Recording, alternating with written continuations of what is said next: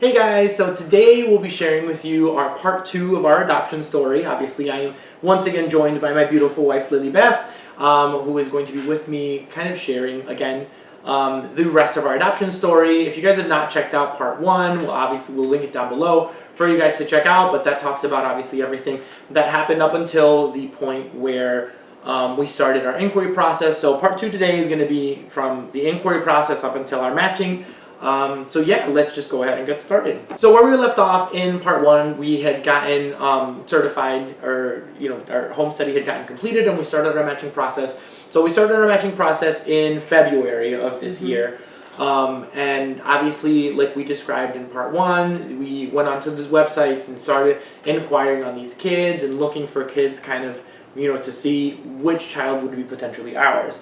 So like Lily was saying, we definitely wanted to pray, or we definitely prayed throughout the beginning of this process, because we wanted God to kind of guide us to what child was going to be ours. And it was kind of a weird thing as well, because people tell you, your child is out there, God has the perfect child, God has a perfect match already. But it's the weirdest thing, because you're looking at all of these kids and you're kind of wondering, at least me, looking at these kids, is this the child? Is this the child? Is that one the child? Is this the child? So it's not knowing, going into these things, knowing that God has your child picked out already, but you not knowing who that child is strange. At the beginning, we obviously, God changed stuff up on us, because we were starting to inquire on a girl. That's what we wanted from the very beginning, was a little girl. We were always told that we would make good parents to a little girl, and that's kind of what we always wanted, she wanted a little girl to kind of, play dress up with, and makeup, and hair, and do all of these things. And, I'm not like the typical sporty guy that likes to go out and do a lot of like physical things and run around and whatever. So I was like, okay, girls are going to be better, because, it's just, I feel like it was going to be calmer. I don't know. So we started our inquiry process looking for little girls. So we're going on these websites, obviously. We're looking for... The room that we prepared was catered to we started preparing a room catered to a little girl. Obviously, because we didn't have a match at that point, we were just kind of buying... Little general things here and there that were kind of girly. But then we were able to kind of switch up eventually. So, it was kind of those things, we were excited. We wanted to go out and buy everything for this room. Because we were excited, obviously, for our little girl, potentially our little girl. If you guys saw kind of the first video that we posted on the channel, you guys know that it ended up not being a little girl, which we're excited that we never ended up kind of going in full-blown excitement and getting all of this girl stuff and all this girl furniture and ended up, But one thing to point out with that, though, I feel that God always kind of like was gearing us, but we were not allowing him to. Just because when we started looking for girls, there was no girls in the website. We kept seeing a lot of boys. We're like, if you were looking, and we were like, well, if we were looking for boys, this would be great, because look at all these little boys that need homes. And then because obviously you can kind of set your search criteria for a specific age, or an age range and that kind of thing. What their level of learning disabilities and stuff. It's very kind of intense and detailed, and very detailed as to how you can search for these kids. Obviously, we don't feel like we were prepared to parent a child that had extreme kind of physical disabilities or extreme learning disabilities, because our house isn't prepared for that as well. Obviously, we have a 2-story house with, our bedrooms are all upstairs. So obviously we weren't going to parent a child that needed a wheelchair, because it just wasn't, our house isn't wheelchair accessible. And we didn't think that we wanted to sell this house and move somewhere else just for a potential child. So, it's one of those things that you have to sit down and kind of look at things in a more logical way. A lot of adoption stuff, to call it something, it's emotional. It's an emotional roller coaster where you are emotionally invested in every step of the way. Like, you see this picture and you read this profile and you want to have that connection, but sometimes you have to step back and be logical about what you can do for this kid, because it's not about us. And that's one of the things that we learned through the inquiry process, was that it's not about us. It's about what we can provide this kid.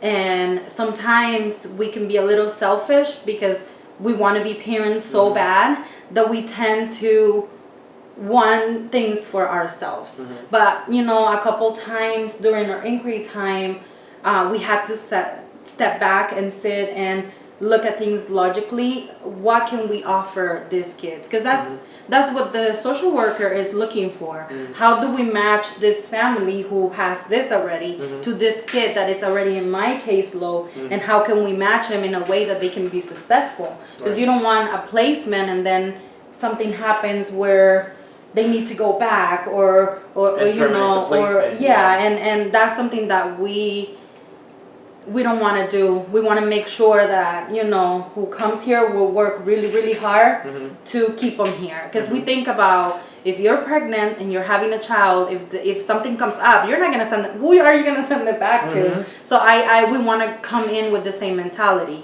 This is going to be final. So we want to make sure that we are set up to provide this kid with what they need and, you know, be a good match to them. Right. We didn't want to just go ahead and inquire on any child that we saw and ended up getting a child that had too many needs for us to be able to kind of cater to or to assist with. You know, we didn't want to, again, be selfish, and just because we wanted to be parents, we didn't want to just parent the first child that we got matched with to then, you know, end up having to realize that we can't really handle kind of these kids' needs. You know, we can't provide for this child everything that they're going to need physically, mentally, emotionally, you know, and those are the things that the caseworkers always, you know, they look for as well. They teach you. And also that's why you have a social worker that works with you every step of the way. They're the ones writing that home study for you, and they're trying to make you look the best and the closest to who you really are.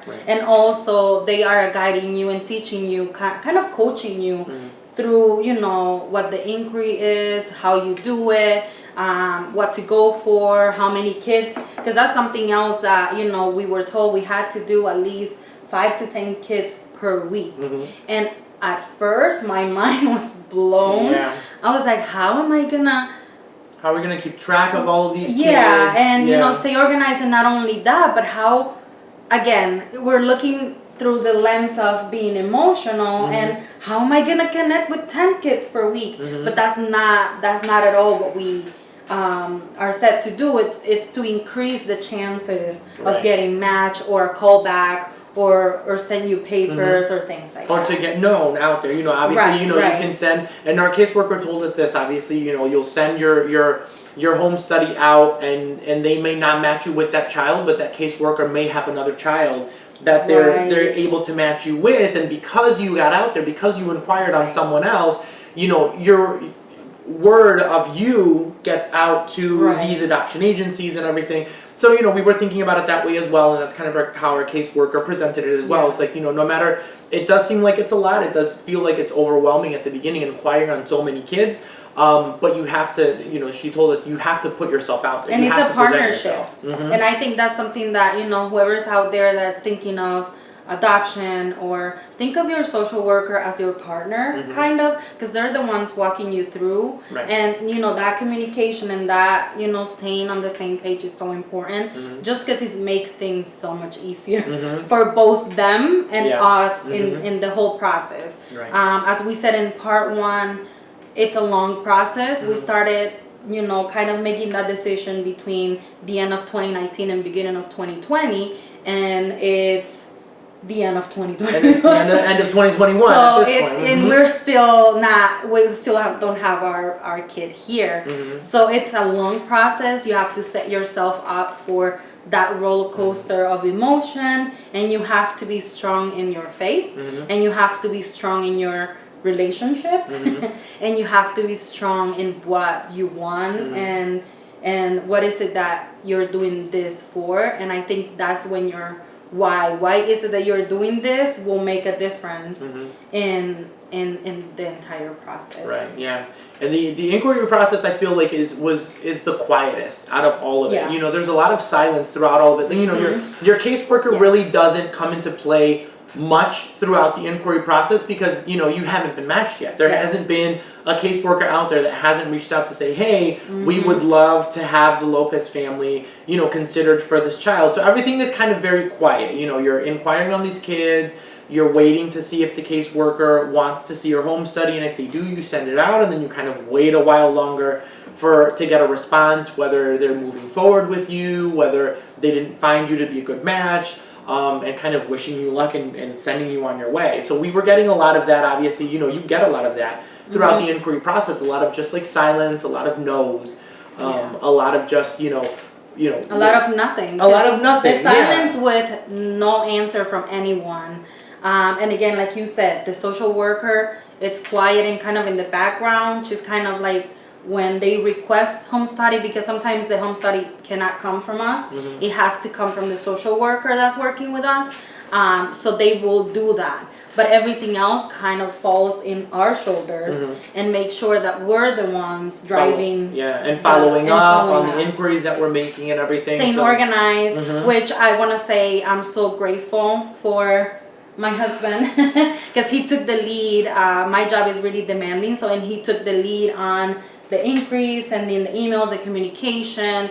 So I kind of stayed with him in, choosing and staying organized, kind of following through with the list, but the whole communication fell on you. And I think that's when you have to know your strengths as a couple, because we're one, and you being able to take the lead on the whole communication and making sure that you stay on track, and who's answering this week and who's answering within 2 weeks, and me just sitting there with you going through it and making sure that we're staying organized, but kind of like, I don't know, letting you lead and making sure that the decisions were always both of us, but in you being able to take the lead. I'm so grateful, because if it would have fallen on me, I think it would have been different. Yeah, definitely. I mean, one of the things to keep in mind as well, throughout this whole inquiry process is just your,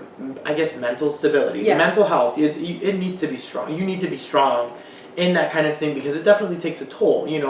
We went through phases throughout this inquiry process where we would see kids and we would get their profiles back because they were caseworkers were somewhat interested, or we seemed interesting depending on where we lived and kind of our background and everything. So we would get profiles of these kids to kind of read their full backgrounds, and at that point, we would kind of get excited and kind of get our hopes up with these kids that we were reading about, and then nothing ended up happening after that, or it would be... Or it'll be silence, they're not interested anymore, but they don't say anything back. Right, and that's one of the things that we learn quickly, that sometimes you send this out, you inquire, they send you the profile, you read it, you fall in love, we cry, or we say, this is somebody that we could potentially parent, and then nothing. Yeah, right. You start imagining back this to kid. Silence. You start imagining the kid in your home. In your home and part of your family and everything, and you get excited, and then nothing kind of happens after that. Yeah. So, that was definitely one of the biggest things that kind of took a toll on, especially my mental health, since I'm the one that was doing most of these inquiries, just the constant feeling of rejection and the feeling that you weren't good enough, that you start questioning, well, what are these caseworkers seeing in us that makes them feel like we're not going to be good enough to parent this child? And we go through this thing separately. Like, I feel like, we are a team, we're together, but some things you have to go through separately. I went through the same mental health state when we were going through fertility treatments, because we did that. And my mental health took a toll during that process. So I think when it came to the reality of adoption, I was a little stronger, just because I went through it in a different way. And at one point I had to make peace with myself and God, saying, even if it doesn't happen, we're like full on in the middle of everything, but even if it doesn't happen, I'm still gonna have peace. But I think at this point you needed to go through it too, in that stage where you needed to make that peace with God and yourself too. Like, even if it doesn't work, we're still at peace and we're still together. Right, yeah. So after a few months of us inquiring and us, of all of this kind of back and forth with getting excited and then more silence, and then kind of getting excited and then more silence. We finally end up getting an email one day from our caseworker. So at that point, just know that we had gone through a few months. I think at that point it was 4, maybe 5 months of just like constant no and constant rejection. We were at one point where we were just like angry at everything. We were just angry at the world and angry at God and just questioning, is this really the path that we were supposed to be on? Why has it been so difficult for us to kind of start a family? We were seeing all of these other people, friends and acquaintances that were having families, that were announcing pregnancies, that were announcing, their growing families and everything. We're over here kind of in the sidelines watching everyone announce things that we wish we would be able to announce, and having families that we wish we would have, and still be happy for our friends and family, right? Like, this is something that it's emotional to you, but you still want to be there for your family, right? You still want to be there in the happy moments and enjoy and celebrate with them. But at the same time, we were kind of fighting with ourselves and our emotion, where we were like, God, what is wrong with us? Is there something wrong with us that you think that we're not fit to be a parent? Right. So it's like a process that you have to go through and kind of, again, come to terms with. Slowly. Right. Yeah. I mean, we would see these couples that got married years after we did. Starting their families so much sooner than we were able to do. So it's one of those things that you kind of start questioning. Well, what about us? When is our time going to come? When are we going to finally be able to be as happy as they are, as seemingly happy as they are? So, we're going through all of this and we're just upset. Like, why do we, when we're being told by people, close to us and, people from church and everything, that we need to pray more and we need to fast and we need to ask God more. And it's like, well, why us then? Yeah. It's like, why is it so easy for other people to have their kids? Why is it so easy for other people to have their families where they don't even have to think about it, and we have to be the ones to pray harder, to work harder, to fast longer, to do these things a lot more than everybody else? Like, what makes us different that God is requiring us to do this harder or longer than other people? Why is it so why is this process so difficult for us and not for anyone else? And then we realize it's not about us. Again, it's kind of like something that it's recurring during the whole process. It's not about you. It's, at this point, I feel that we were chosen for such a time as this. And it's not about us at all. So we needed to come to terms with that too. Right, yeah. And so much questioning, and we're human. We go through the same emotions, the same feelings, everything that everybody goes through. But at the end, we have the hope that God's still with us, even in the midst when we think it's silence and when we think God is not listening. He was listening.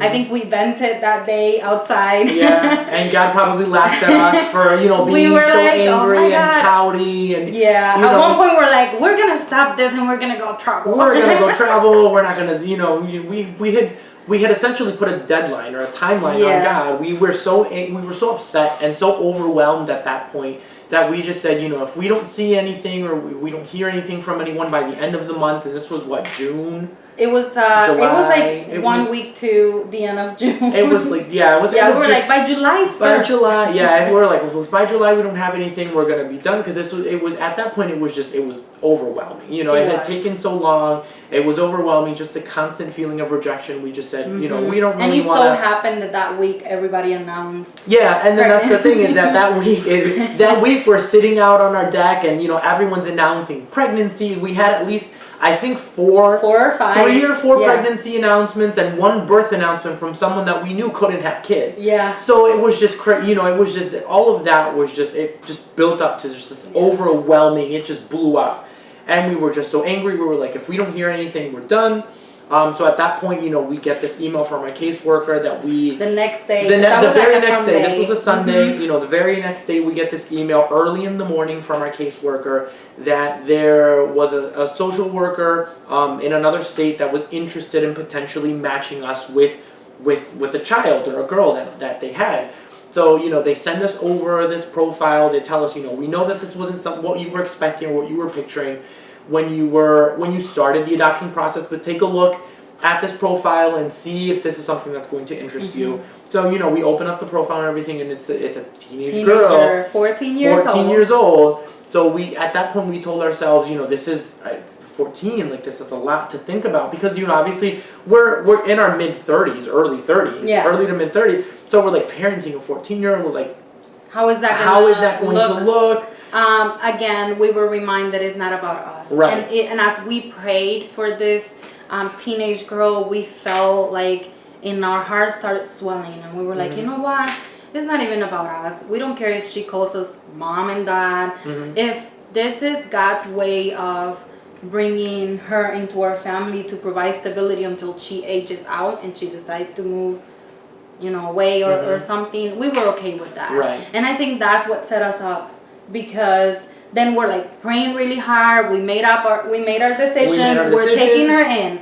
We go to the to our interview with the social worker, and we were like, okay, we're ready to move forward. Yeah, the caseworker loves us. She thinks that we would do really well. You know, even with our age and everything, she thinks that we would make a good, stable home for this girl. So, we decide to finally move forward. The caseworker tells us, okay, let's try and plan something for you guys to come down and meet her.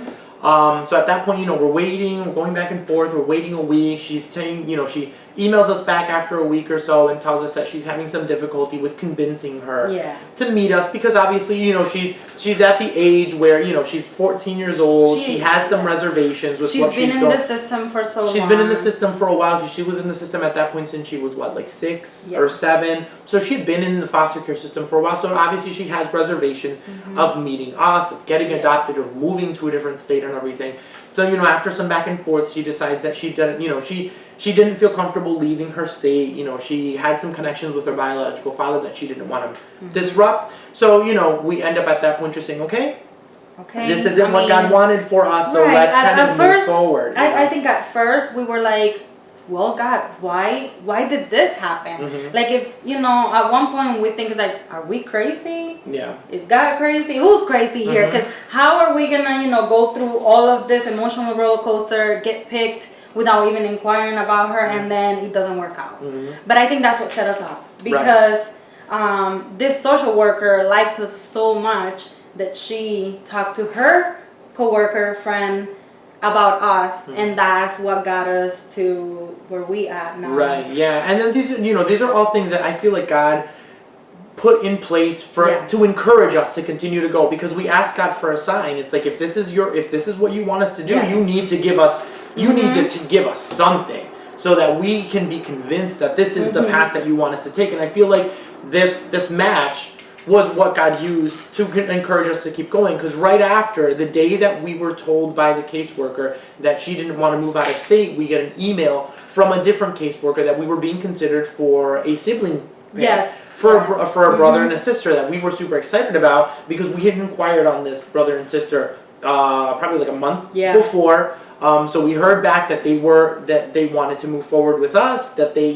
thought we were a match. 1 out of 5 people. We were 1 out of 5 families so that's a huge deal. Right. And then we get an email. Well, we were being considered for the couple the same day that we were told about the 14-year-old girl. So in those 2-week period, we end up actually getting matched with the brother and the sister as well. So we were excited because we were told, okay, they want to move forward with you guys.